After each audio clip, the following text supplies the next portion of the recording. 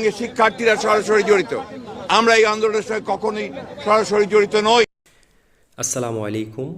মির্জা ফখরুল ইসলাম আলমগীর সাহেব ওনার একটা কথা ভাইরাল হয়েছিল যে ওনারা বলতে চাচ্ছে যে আমরা এই কোটা সংস্কার আন্দোলনের সময় যে 5ই আগস্ট যে ঘটনা ঘটেছিল এই ঘটনাতে ওনারা সরাসরিভাবে জড়িত ছিল না, এটা জড়িত ছিল ছাত্ররা। মানে এরা অফিসিয়ালভাবে বিএনপির থেকে কোনো অফিসিয়ালভাবে কোনো দিক নির্দেশনা ছিল না যে তোমরা ওই দিক দিয়ে নামো, ওই দিক দিয়ে আন্দোলন করো, এদিক দিয়ে বিরোধিতা করো, এরকম কোনো অফিসিয়ালভাবে কোনো দিক নির্দেশনা ছিল না।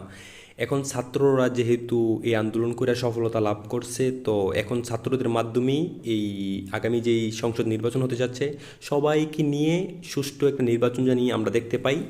তাই আমরা কোন ধরনের বিশৃঙ্খলা না করি। অনেক নেতাকর্মী আসতেছে যে জামাতের কোনো এজেন্ট দিতে পারবে না, এই দিতে পারবে না। তো সবাই কিন্তু দেখেন মাঠ যেহেতু খালি করে দিচ্ছে ছাত্ররা, এখন সবাই মিলে আমরা রাজনীতি করি, তাহলে কি দেশে শান্তি ফিরে আসবে? নাহলে অশান্তির ছোঁয়াতে